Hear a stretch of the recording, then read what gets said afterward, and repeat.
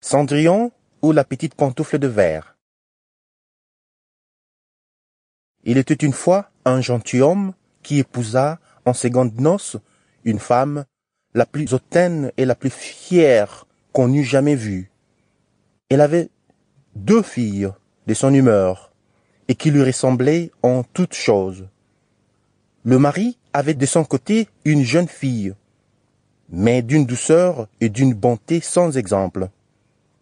Elle tenait cela de sa mère, qui était la meilleure personne du monde.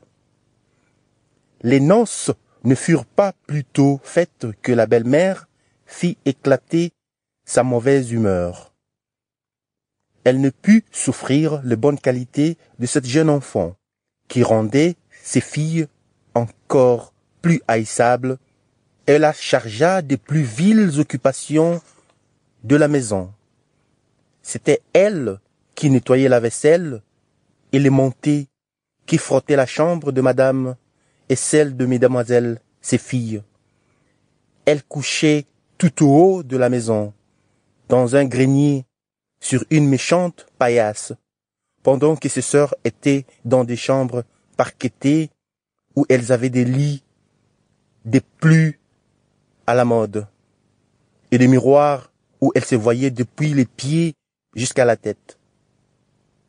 La pauvre fille souffrait tout avec patience et n'osait s'en plaindre à son père, qui l'aurait grondé, parce que sa femme le gouvernait entièrement.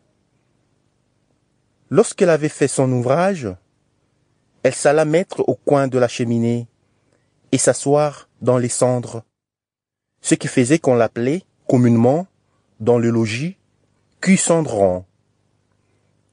La cadette, qui n'était pas si malhonnête que son aînée, l'appelait Cendrillon. Cependant, Cendrillon, avec ses méchants habits, ne laissait pas d'être 100 fois plus belle que ses sœurs, quoique vêtue très magnifiquement. Il arriva que le fils du roi donna un bal et qu'il en pria toutes les personnes de qualité. Nos 2 demoiselles en furent aussi priées, car elles faisaient grande figure dans le pays. Les voilà bien aises et bien occupées à choisir les habits et les coiffures qui leur siéraient le mieux. Nouvelle peine pour Cendrillon, car c'était elle qui repassait le linge de ses sœurs et qui gaudronnait. Sample complete. Ready to continue?